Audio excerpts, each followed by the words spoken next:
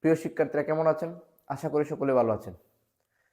আপনারা যারা রসায়ন নন মেজর 1 কোর্সে আছেন, আজকের ক্লাসের মধ্য দিয়ে আমাদের রসায়ন 1 কোর্সের অম্লকারক চ্যাপ্টারটা শেষ হবে, অর্থাৎ নবম অধ্যায় চ্যাপ্টারটা শেষ হবে। তার মধ্য দিয়ে আপনাদের যারা এই কোর্সে যুক্ত আছেন, হয়তো আপনাদের 4টা চ্যাপ্টার শেষ হবে।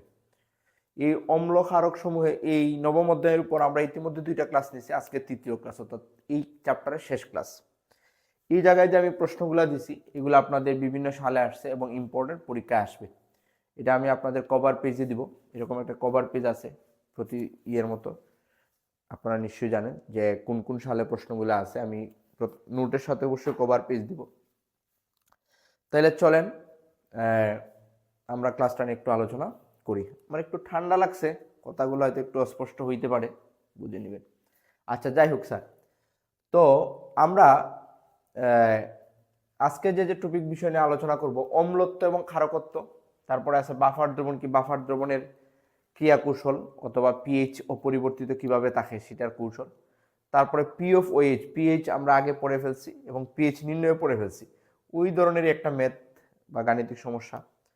তারপরে 2টা সংজ্ঞা আছে, কঠিন অম্ল, কোমল অম্ল কাকে বলে। তারপরে 2টা অ্যাসিড আছে, কোন অ্যাসিডের তীব্রতা বেশি, কোন অ্যাসিডের তীব্রতা কম, এই ধরনের 2টা কোয়েকশন আছে। তাইলে চলেন, আমি আসলে সময়ের সেভ করার জন্য একটু আমরা আসলে বোর্ডে লিখে রাখছি, সমস্যা নেই, আমি আপনাদের বুঝিয়ে দিচ্ছি। অম্লত্ব এবং ক্ষারকত্ব জিনিসটা আসলে কি স্যার? অম্লত্ব এবং ক্ষারকত্ব, অম্লত্ব হয় ক্ষারের, কথাটা খেয়াল করবেন, অম্লত্ব হয় ক্ষারকের বা ক্ষারের, আর ক্ষারকত্ব হয় অম্লের। এখন এই অম্লত্ব ক্ষারকত্ব বলতে কি বোঝায় আমি আপনাদেরকে এক্সাম্পলটা দিই, তাইলে আসলে তারপরে সংজ্ঞাটা পড়লে আপনারা বুঝতে পারবেন। যে আপনাকে একটা ক্ষারক দিলাম, সাপোজ মনে করুন ক্যালসিয়াম হাইড্রোক্সাইড, একটা ক্ষার বা ক্ষারক আমরা বললাম ক্যালসিয়াম হাইড্রোক্সাইড। আমরা জানি যাদের মধ্যে ওইচ আছে তারা আরহেনিয়াস তত্ত্ব অনুযায়ী ক্ষারক বা জলীয় দ্রবণ ওইচ মাইনাস আয়ন ত্যাগ করে। এই ক্ষারককে প্রশমিত করতে আপনি HCl নেন, সমস্যা নেই, কি নেবেন? HCl। এখন আমরা জানি হাইড্রোক্সাইডের সাথে অ্যাসিডের বিক্রিয়া কি হয়? লবণ এবং পানি। তাইলে কি হবে স্যার? লবণটা হবে ক্যালসিয়াম ক্লোরাইড আর পানি হবে H2O। এখন আপনার যে কাজটা হইল, অবশ্যই এটাকে সমতা সাধন করতে হবে। এই জায়গায় ক্লোরিন 2টা, আপনি এই জায়গায় 2 দেন। স্যার একটু খেয়াল করেন, এখন এই যে ক্ষারক বা ক্ষার, এইটাকে প্রশমিত করতে আমার HCl কয় মোল লাগছে দেখেন তো? 2 মোল। এই ক্ষারকের অম্লত্ব হইল 2, এই ক্ষারকের অম্লত্ব কি 2। এখন আপনার কোনো টেনশন করার দরকার নাই, আপনি কি করবেন, যে কোনো ক্ষারক অথবা ক্ষার দিক তারা, ওই ক্ষারকের সাথে আপনি সবসময় HCl এর বিক্রিয়া দিয়ে দিবেন। এখন প্রশ্ন হলো কেন HCl কেন, সালফিউরিক অ্যাসিড নয় কেন স্যার? এই যে অ্যাসিডটা ইউজ করা হয় যার মধ্যে একটা প্রতিস্থাপনীয় হাইড্রোজেন থাকে, নাইট্রিক অ্যাসিড হইলে হইতো, তা আমাদের কমন হিসাবে আমরা হাইড্রোক্লোরিক অ্যাসিড ব্যবহার করি। এই অ্যাসিডটার নাম আবার একক্ষারকীয় অম্ল। একক্ষারকীয় অম্ল মানে আপনি সহজ ভাষায় মনে রাখবেন, যার মধ্যে একটা হাইড্রোজেন আছে, এরকম একটা অ্যাসিড দিয়ে আমি আসলে এটাকে প্রশমিত করব। তাইলে আপনি কি বুঝলেন? যে কোনো ক্ষারককে প্রশমিত করতে যত মোল HCl লাগবে, ওই সংখ্যাটাই আসলে কি ওই ক্ষারকের অম্লত্ব। স্যার বুঝতে পারছেন নিশ্চয়ই? যে কোনো ক্ষারককে প্রশমিত করতে যত মোল HCl, এখন আমরা সরাসরি HCl না বইলা এটাকে আমরা বলবো এক ক্ষারকীয় অম্ল লাগবে, ওই সংখ্যাটাকে আসলে ওই কারকের অম্লত্ব বলে। আশা করি আপনি সংজ্ঞাটা বুঝতে পারছেন। তো স্যার এই ক্ষারককে প্রশমিত করতে আমার 2 মোল HCl লাগে, এই জন্য এই ক্ষারকের অম্লত্ব 2। এখন আমরা যদি সংজ্ঞাটা বলি, কোনো ক্ষারক যত মোল এক ক্ষারকীয় অম্লকে, এক ক্ষারকীয় অম্ল আমি একটু আগে আপনাদের বলছিলাম, এই এক ক্ষারকীয় অম্ল বলতে HCl প্রশমিত করে তাকে ওই ক্ষারকের অম্লত্ব বলে। তাহলে এই ক্ষারকের অম্লত্ব কত? 2। আশা করি বুঝতে পারছেন অম্লত্ব কাকে বলে। তাইলে বললেন তো স্যার অম্লত্ব ক্ষার বৈশিষ্ট্য, ক্ষারকের বৈশিষ্ট্য। স্যার হ্যাঁ বলবেন যে স্যার আপনি একটা এক্সাম্পল দিলেন, আরো দেন। হ্যাঁ সমস্যা নাই, আমি মনে করেন এটা মুছে ফেললাম, এটা মুছে ফেললাম। আমরা জানি ধাতুর অক্সাইড কি ধর্মী? ক্ষারধর্মী। ধাতুর অক্সাইড কি? ক্ষারধর্মী। আমরা এরকম একটা এক্সাম্পল দিতে চাই, একটু কঠিন এক্সাম্পলই দিই, সমস্যা নেই। মনে করেন অ্যালুমিনিয়াম অক্সাইড, এটা উপধর্মী অক্সাইড, এটা অ্যাসিডের মতো আচরণ করে, ক্ষারের মতো আচরণ করে। তো অ্যালুমিনিয়াম অক্সাইডকে, ধাতুর অক্সাইড ক্ষারধর্মী, তার সাথে আমি অ্যাসিডের বিক্রিয়া দিলাম। তো যেহেতু আমি অ্যাসিডের বিক্রিয়া দিচ্ছি, তখন এটা ক্ষারের মতো ভূমিকা পালন করবে। তো ধাতুর অক্সাইড যেহেতু ক্ষারধর্মী, অ্যাসিডের সাথে বিক্রিয়া করে লবণ ও পানি উৎপন্ন করবে। লবণ এবং পানি। এখন স্যার আপনি সমাধান সাধন করেন, এই জায়গায় অ্যালুমিনিয়াম আছে 2টা, আপনি এই জায়গায় 2 দিলেন। এখন ক্লোরিন হয়ে গেছে 6টা, এই জায়গায় দিলেন 6। হাইড্রোজেনের জায়গায় 6টা, এই জায়গায় 2টা, 3 দুগুণে 6। স্যার একটু খেয়াল করেন তো, এই অ্যালুমিনিয়াম অক্সাইডকে প্রশমিত করতে আমার কয় মোল লাগছে? 6 মোল HCl লাগছে। সুতরাং এই ক্ষারকের অম্লত্ব 6। আশা করি বুঝতে পারছেন। যে কোনো ক্ষারক বা ক্ষারকে যদি আমরা HCl এর সাথে বিক্রিয়া দিই, ওই ক্ষারকের সাথে যত মোল HCl বিক্রিয়া করলে এটা প্রশমিত হবে, ওই মোল সংখ্যাটাকে ওই ক্ষারকের অম্লত্ব বলে। শেষ স্যার। এখন আসেন ঠিক তার উল্টা ঘটনাটা, ক্ষারকত্ব। কি? ক্ষারকত্ব। ক্ষারকত্ব ক্ষার আসলে হয় অম্লের ক্ষারকত্ব। যে কোনো একটা অ্যাসিড দিয়ে বলবে যে ওই অম্লের ক্ষারকত্ব কত। মনে করেন আমরা একটা এক্সাম্পল দিই, আমরা এক্সাম্পলের পরে সংজ্ঞাটা দিব। মনে করেন আমরা সালফিউরিক অ্যাসিড বললাম, H2SO4। H2SO4 বলতে পারে যে এই অ্যাসিডের ক্ষারকত্ব কত, তখন আপনি ক্ষারের সাথে বিক্রিয়া দিবেন, ক্ষার একটা NaOH। এই জায়গায় আমার ক্যালসিয়াম হাইড্রোক্সাইড নিতে পারতাম, অ্যালুমিনিয়াম হাইড্রোক্সাইড নিতে পারতাম। এই ক্ষারকের ক্ষেত্রেও আমরা নিতে হবে যার মধ্যে একটা OH আছে, যার মধ্যে কি আছে? একটা বা সিঙ্গেল OH আছে। এই ক্ষারকটাকে আমরা বলি 1 অম্লীয় ক্ষারক, 1 অম্লীয় ক্ষারক। সহজ কথায় যার মধ্যে একটা হাইড্রোক্সাইড মূলক আছে। এখন আপনি এটাকে বিক্রিয়া দিলেন, দিলে কি হবে? সোডিয়াম সালফেট আর পানি।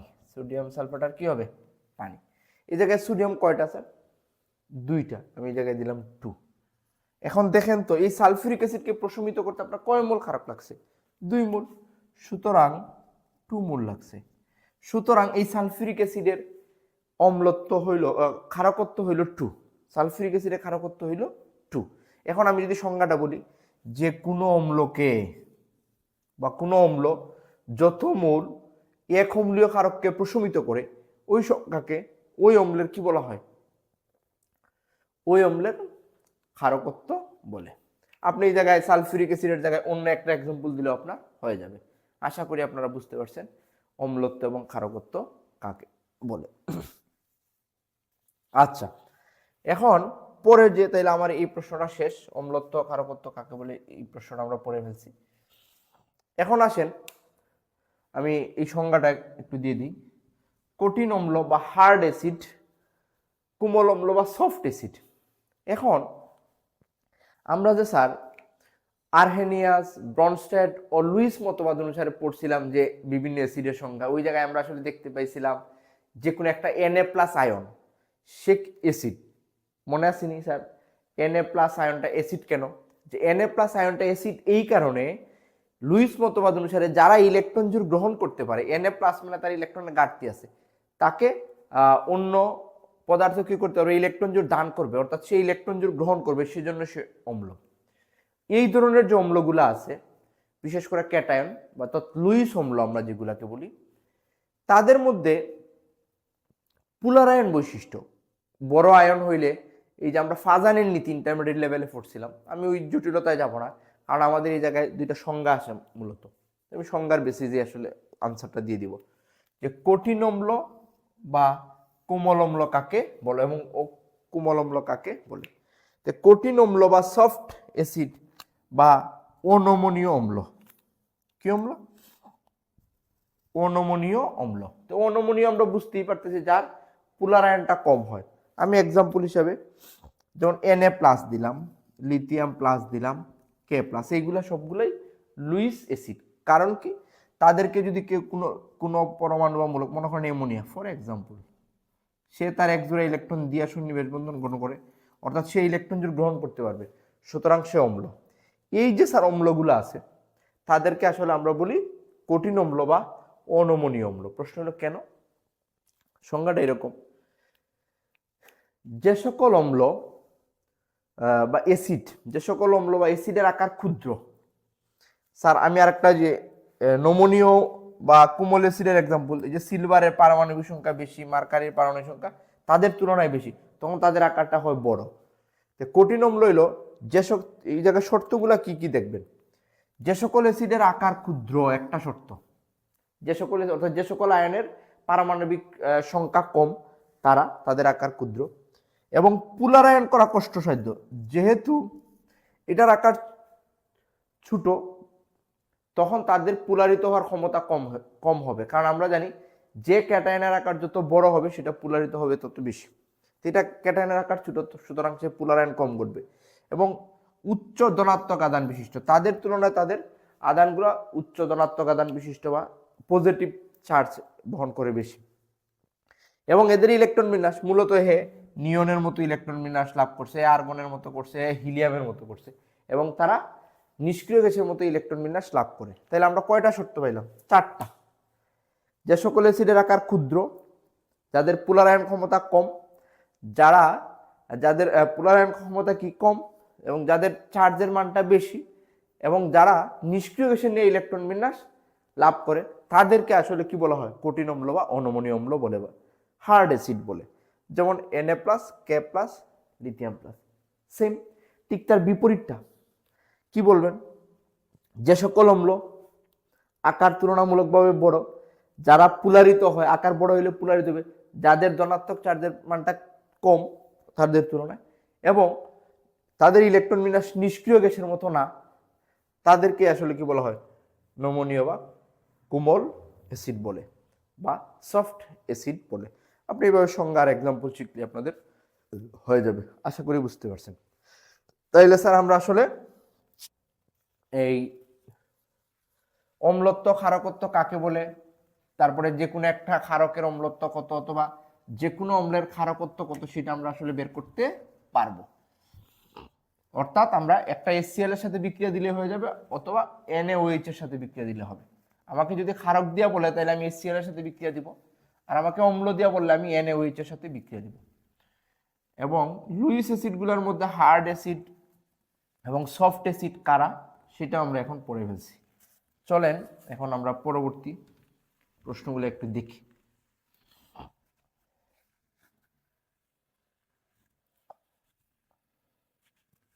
তো পরবর্তী প্রশ্নগুলোর মধ্যে কি কি আছে?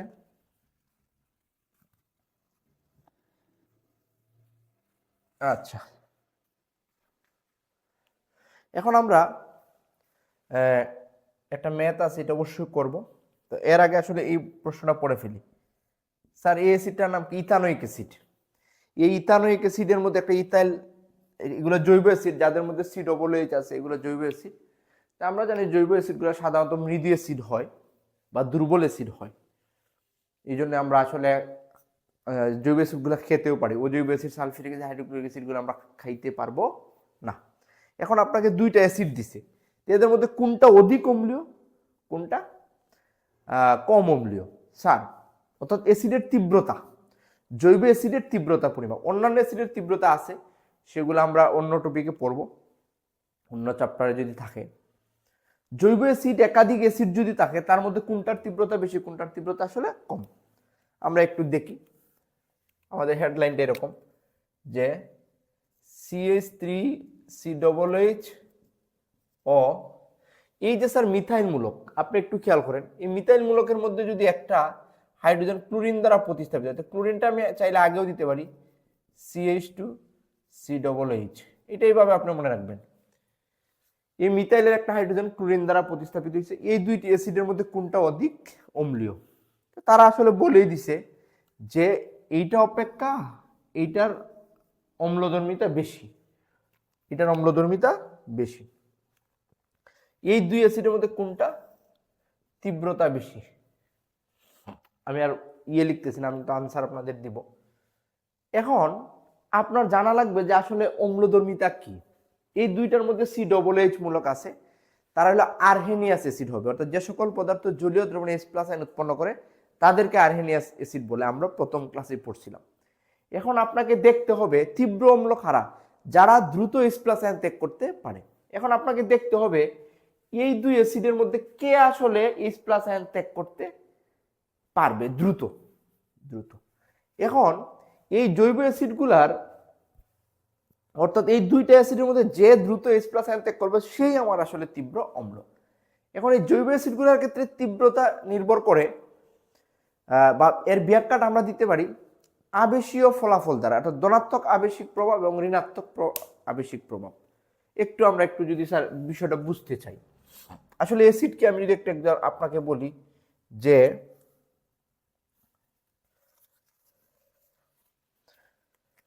আর্হেনিয়াস তত্ত্ব অনুসারে CH3COOH আমি যদি এটাকে পানির মধ্যে দেই H2O তখন হবে CH3COO আর H+, এই জন্য সেটা একটা অ্যাসিড। সেম ঘটনাটা এর ক্ষেত্রে ঘটবে। আমি যদি Cl আগেই দিলাম CH2COOH, এটাও পানির মধ্যে আমি দিলাম স্যার, সেও কি করবে Cl CH2COH আর এ হলো H+। এখন প্রশ্ন হলো কে আগে H+ ত্যাগ করবে এবং এটা কিসের উপর নির্ভর করে। স্যার আপনি এই জায়গায় নজর দিবেন, এই অংশটার মধ্যে। আচ্ছা, আমরা এই দুইটা অংশের মধ্যে যদি আমি খেয়াল করি, এই যে কার্বক্সিলিক অ্যাসিডের গাঠনিক সংকেত, এই জায়গায় H ত্যাগ করবে, আসলে মূলত এই জায়গায় OH বন্ধনটা ভাঙবে। আমি যদি একটু গাঠনিক সংকেত আকারে লিখতে চাই আপনাকে, কার্যকরী অ্যাসিড মূলকের আপনাদের লিখতে হবে না, আপনাদের নোট দিব, এরকম জটিলভাবে লেখার দরকার নাই, সহজভাবে লিখলে হবে। দেখেন স্যার CH3 একটু খেয়াল করেন, আমি আপনাদের বোঝানোর স্বার্থে দিচ্ছি আর কি। এই হইল আমার ইথানোয়িক অ্যাসিড বা অ্যাসিটিক অ্যাসিড। এই দেখেন COOH, কার্বনের 4 হাত, অক্সিজেনের 2 হাত, আমি গাঠনিক সংকেতটা লিখছি। এখন প্রশ্ন হইল পরে নিচের অ্যাসিডটাও যদি আমি লিখতে চাই, মানে এই অ্যাসিডটাও যদি আমি লিখতে চাই, তাহলে কি হচ্ছে দেখেন তো।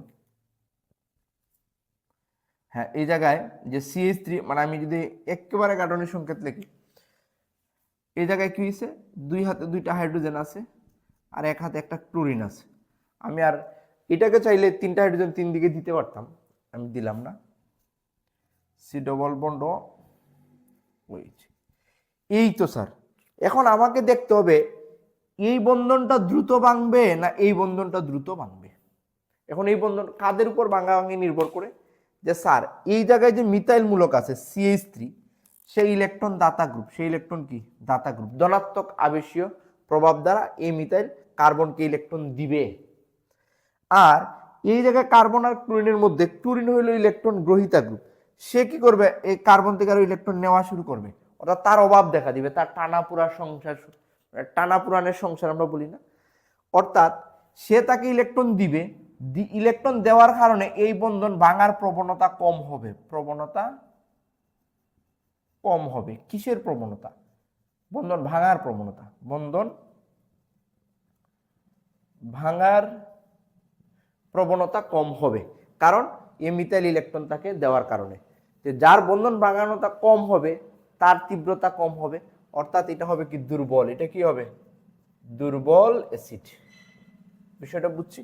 এখন আসেন আপনি বলবেন এই অ্যাসিডের ক্ষেত্রে তার মধ্যে ক্লোরিন পরমাণু যুক্ত থাকায় সে কার্বন পরমাণু থেকে ইলেকট্রন নিয়ে যাবে, তারপরে সে তার অভাব পূরণ করবে তার পাশের ইলেকট্রন কার্বন থেকে, সে আনতে যাবে তার কাছ থেকে, অর্থাৎ এই বন্ধনটা দ্রুত ভাঙবে। বন্ধন দ্রুত ভাঙবে। কি ভাঙবে? দ্রুত ভাঙবে। আর বন্ধন দ্রুত ভাঙলে এটা কি অ্যাসিড? তীব্র অ্যাসিড। এটা কি অ্যাসিড? তীব্র অ্যাসিড। আশা করি আপনারা বুঝতে পারছেন ইথানোয়িক অ্যাসিড এবং এই অ্যাসিডের মধ্যে কোনটি তীব্র অ্যাসিড এবং কোনটি দুর্বল অ্যাসিড। ওকে স্যার, তাহলে আমরা জৈব অ্যাসিড একাধিক অ্যাসিড দেওয়া থাকলে আমরা বুঝতে পারবো যে কোনটা আসলে তীব্র অ্যাসিড এবং কোনটা মৃদু অ্যাসিড। ওকে স্যার, আমরা এটা মুছে ফেলি। আচ্ছা, এখন আসেন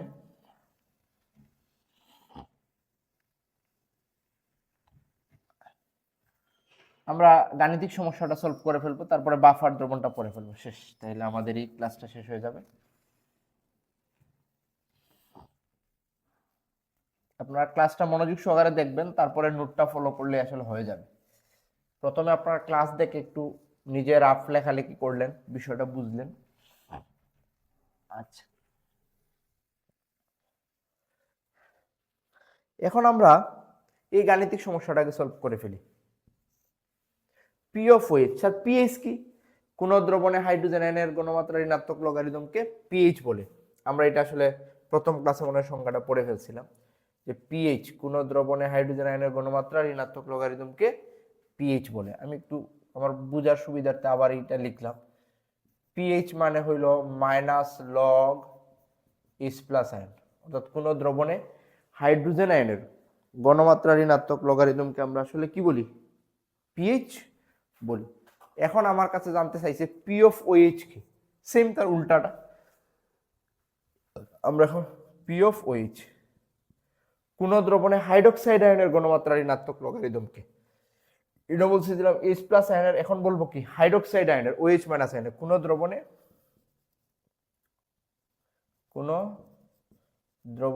হাইড্রোক্সাইড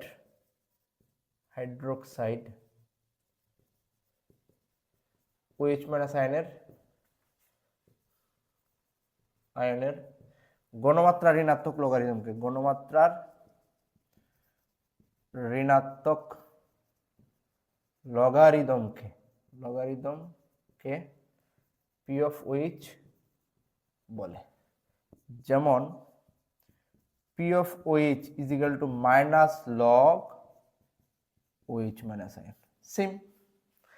এবং আমাদের একটা ফর্মুলা জানা আছে sir, pH plus p of OH is equal to 14। এটা প্রতিপাদন আমরা ইন্টারমিডিয়েট লেভেলে হয়তো পড়ছি। এটা একটা সমীকরণ মনে রাখবেন, pH plus p of OH is equal to কি 14।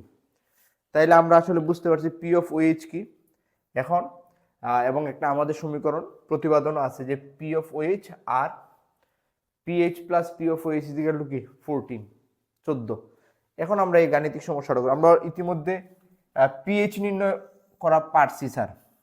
সেম অঙ্কটা কিন্তু আমরা দ্বিতীয় ক্লাসে করছি স্যার। সেম অঙ্কটা আসলে আমরা কি করছিলাম? দ্বিতীয় ক্লাসে করছিলাম। ওই জায়গায় হয়তো সালফিউরিক অ্যাসিডের ঘনমাত্রা 0.05 ছিল হয়তো। আমি একটু দেখে বলি, বা আপনাদের আমি একটু দেখাই বলি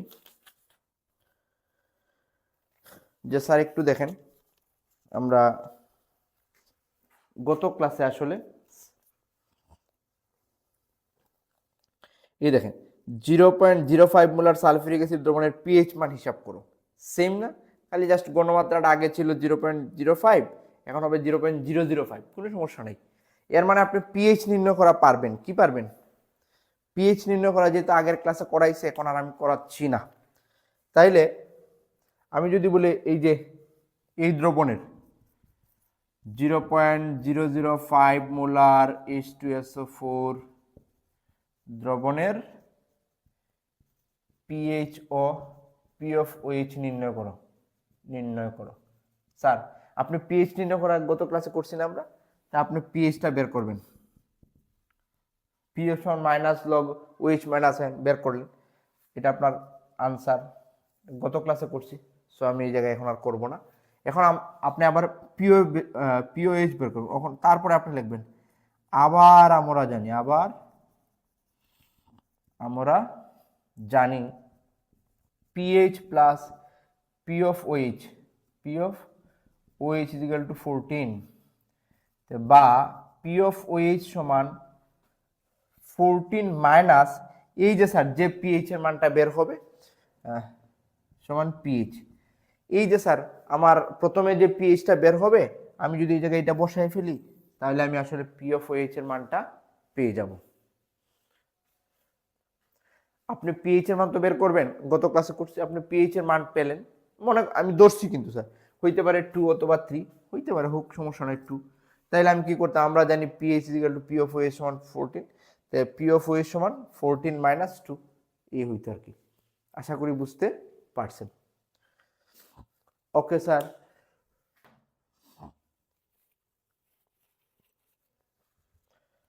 তাইলে আমরা পিএইচ কাকে বলে, পিএইচ কিভাবে নির্ণয় করতে হবে, তারপরে কি পি অফ ওএইচ কিভাবে নির্ণয় করতে হবে সেটা আমরা পারলাম। পি অফ ওএইচ কাকে বলে?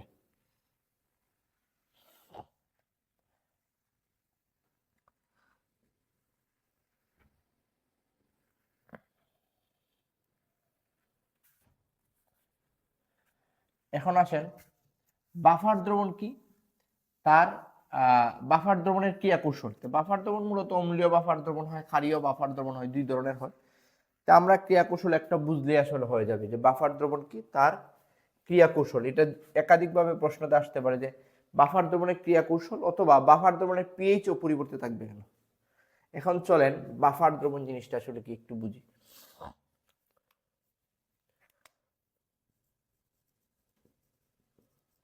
বাফার দ্রবণ, স্যার একটা জিনিস আপনাদের প্রশ্ন করতে যাই, বাফার দ্রবণ স্যার আমরা আমাদের শরীরের রক্ত সংজ্ঞাটা কি স্যার? আমরা পড়ছিলাম ঈষৎ ক্ষারীয় হলুদাভ, তো এরকম পড়ছিলাম না, অর্থাৎ আমাদের রক্তের পিএইচ মান কত, 7 উপরে 7.4 সামথিং, এরকম 7.1 থেকে 7.4, অর্থাৎ ঈষৎ ক্ষারীয়। আমরা জানি যার পিএইচ মান 7 সেটা নিরপেক্ষ, তার উপরে হইলে সেটা ক্ষারীয়, হালকা ক্ষারীয়। স্যার আমাদের রক্তটা যদি ক্ষারীয় হয় তাহলে আমরা দেখেন বিভিন্ন ফল টল খাই না, টক জাতীয়, এই ফলের মধ্যে কি থাকে, অ্যাসিড থাকে। তাই আমার রক্তের মধ্যে অ্যাসিড এবং ক্ষারের প্রশমন বিক্রিয়া ঘটে। তাহলে কি হওয়া উচিত ছিল যে আমাদের যেহেতু অ্যাসিড এবং ক্ষারে আমাদের কি রক্তের পিএইচ মান কি পরিবর্তন হয়ে যায়? সহজেই হয় না। আমরা যদি অতিমাত্রায় ক্ষার না খাই, অতিমাত্রায় যদি আমরা হারপিক না খাই, আচ্ছা যাই হোক, তাইলে পিএইচ বাফার দ্রবণ কাকে বলে?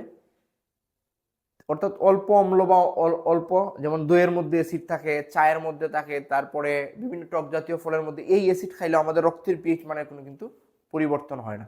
কিন্তু এখন আপনি যদি রাগ করে হারপিক খাইয়ে ফেলেন তাহলে কিন্তু আপনার পিএইচ মানের পরিবর্তন হবে। তো এখন এই যে অল্প পরিমাণে আমি অ্যাসিড খাইলে বা ক্ষার খাইলে আমার রক্তের পিএইচ মান পরিবর্তন হয় না, এই বৈশিষ্ট্যটাই আসলে এই দ্রবণটাকে আমরা আসলে বাফার দ্রবণ বলি। অর্থাৎ রক্ত এক ধরনের বাফার দ্রবণ। অর্থাৎ যে দ্রবণে, বাফার দ্রবণের সংজ্ঞাটা এরকম, যে দ্রবণে অল্প পরিমাণে অ্যাসিড বা ক্ষারক যোগ করলেও তার পিএইচ মান অপরিবর্তিত থাকে, পিএইচ মান কি থাকে, অপরিবর্তিত থাকে, তাকে বাফার দ্রবণ বলে। আমরা যদি একটু লিখি, যে দ্রবণে অল্প পরিমাণে, যে দ্রবণে অল্প পরিমাণে বা সামান্য আর কি অল্প পরিমাণে অ্যাসিড ও ক্ষারক যোগ করলে, অ্যাসিড ও ক্ষার যোগ করলেও দ্রবণের পিএইচ মান অপরিবর্তিত থাকে,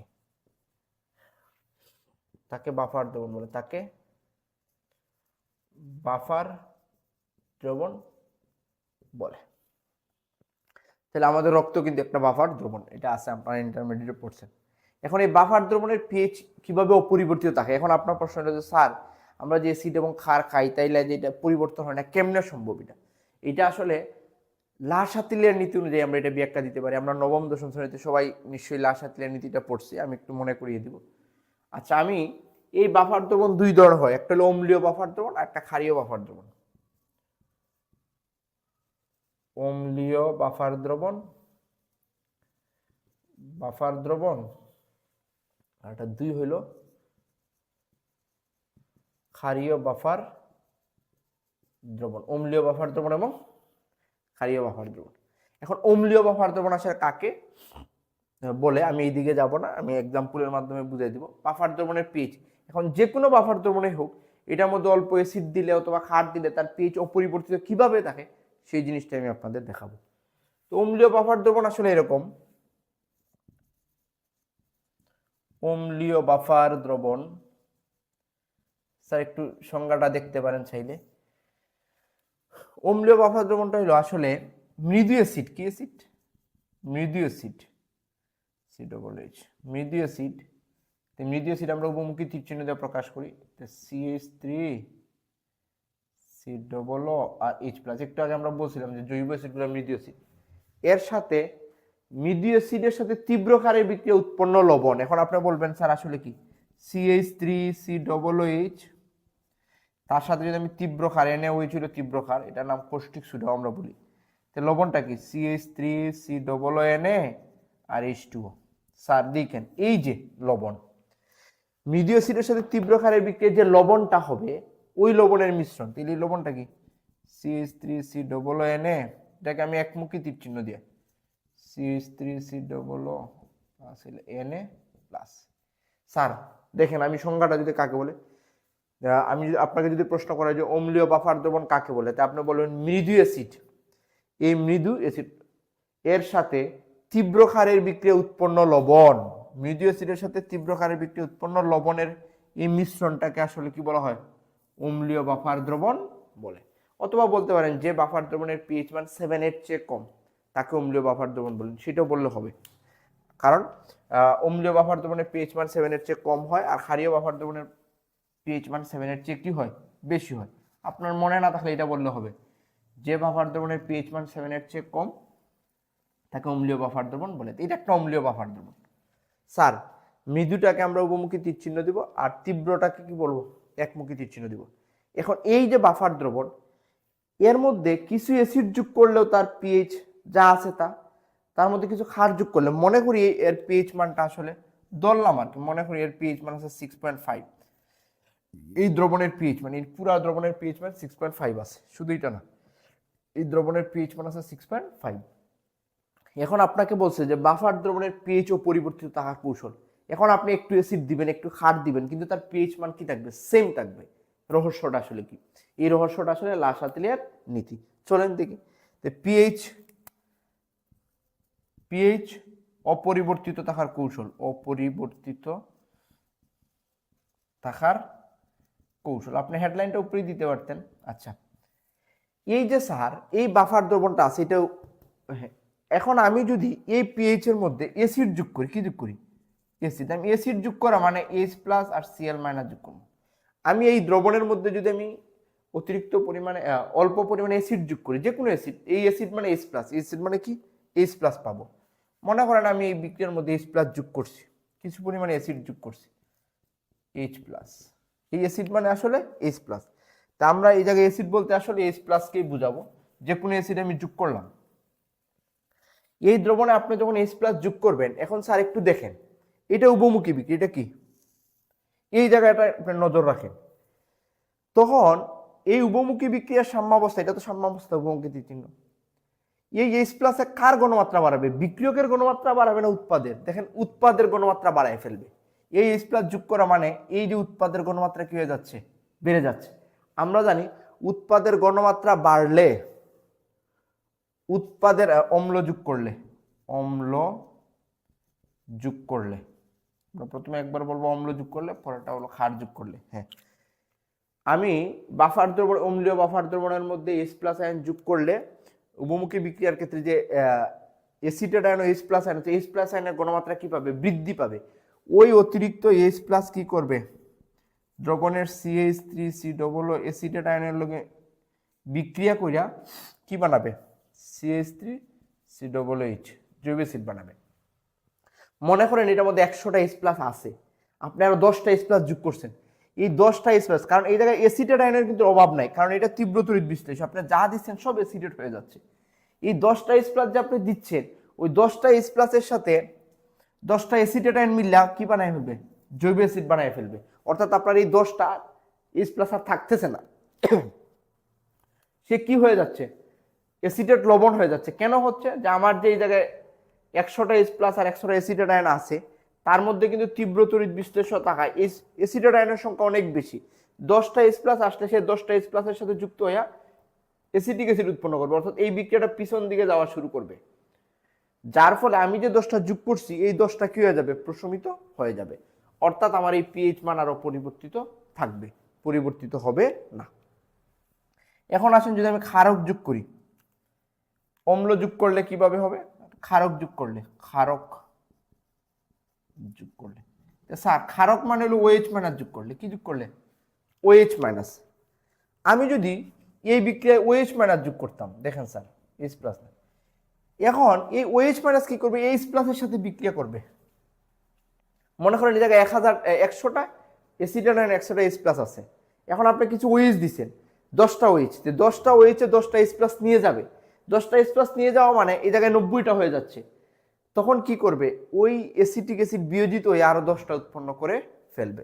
অর্থাৎ আপনি যখন এই যোগের মধ্যে আপনি OH মাইনাস আয়ন যোগ করতেছেন, তখন এটা বিক্রিয়া করে পানি বানাবে।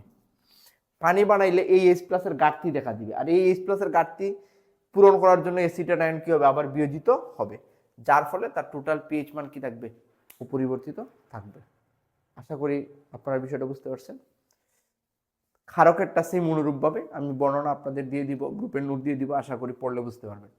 তারপরেও না বুঝতে পারলে অবশ্যই আমার সাথে যোগাযোগ করুন। ধন্যবাদ সবাইকে, দেখা হচ্ছে পরবর্তী ক্লাসে।